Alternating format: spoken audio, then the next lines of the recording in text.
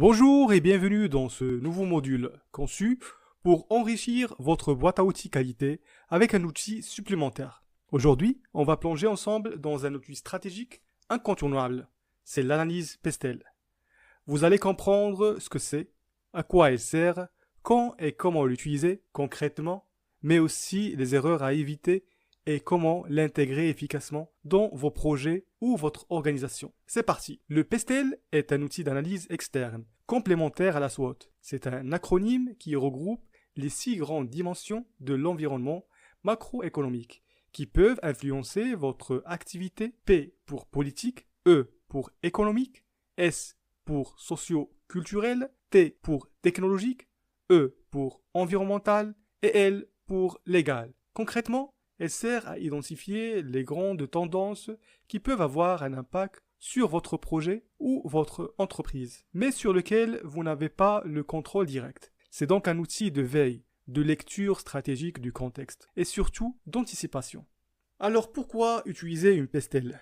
Principalement pour anticiper les évolutions de l'environnement externe, détecter des opportunités à saisir, des menaces à contrer ou conséquences, et ajuster votre stratégie en conséquence.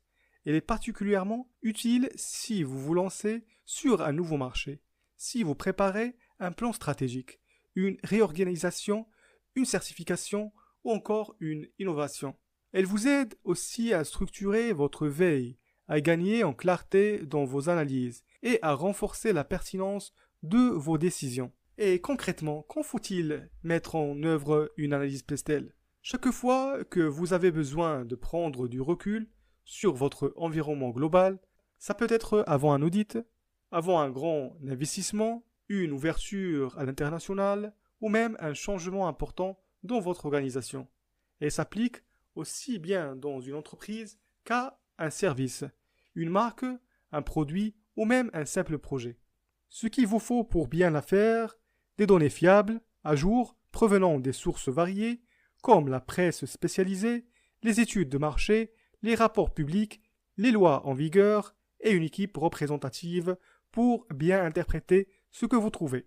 Alors comment s'y prendre? Commencez par construire un tableau avec 6 colonnes, une pour chaque facteur du PESTEL. Ensuite, réunissez vos parties prenantes pour un atelier de réflexion pour chaque dimension. Posez-vous les bonnes questions.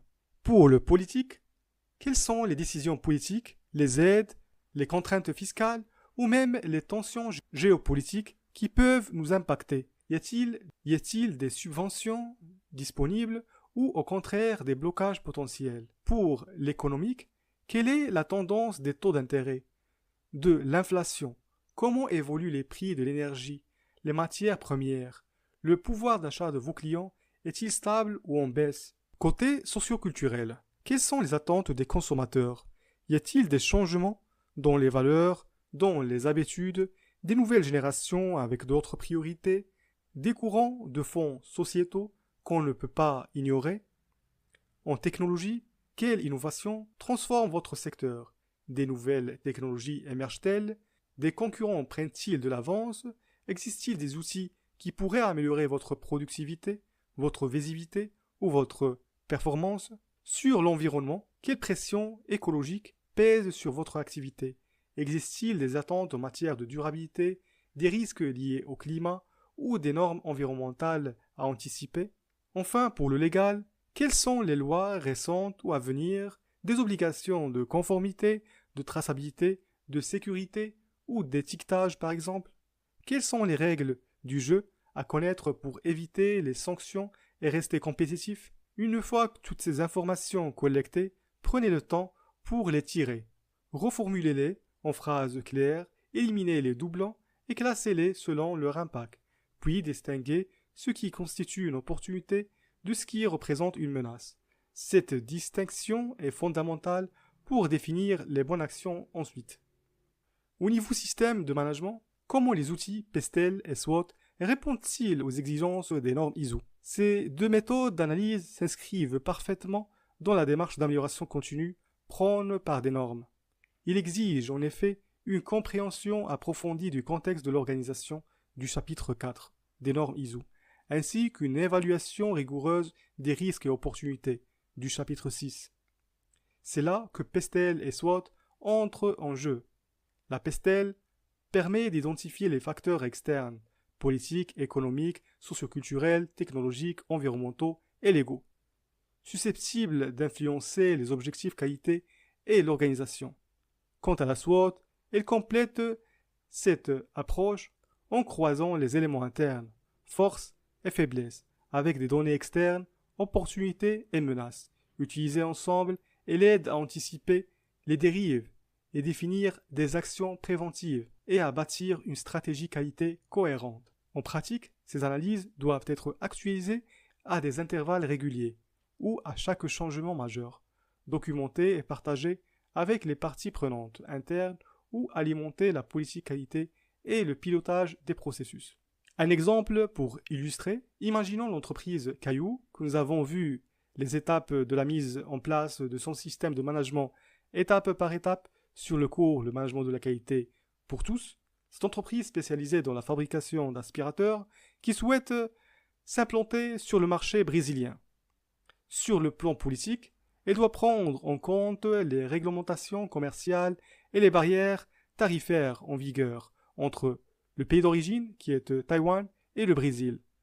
Côté économique, le pouvoir d'achat moyen des consommateurs brésiliens influence la stratégie de tarification et la gamme de produits à proposer.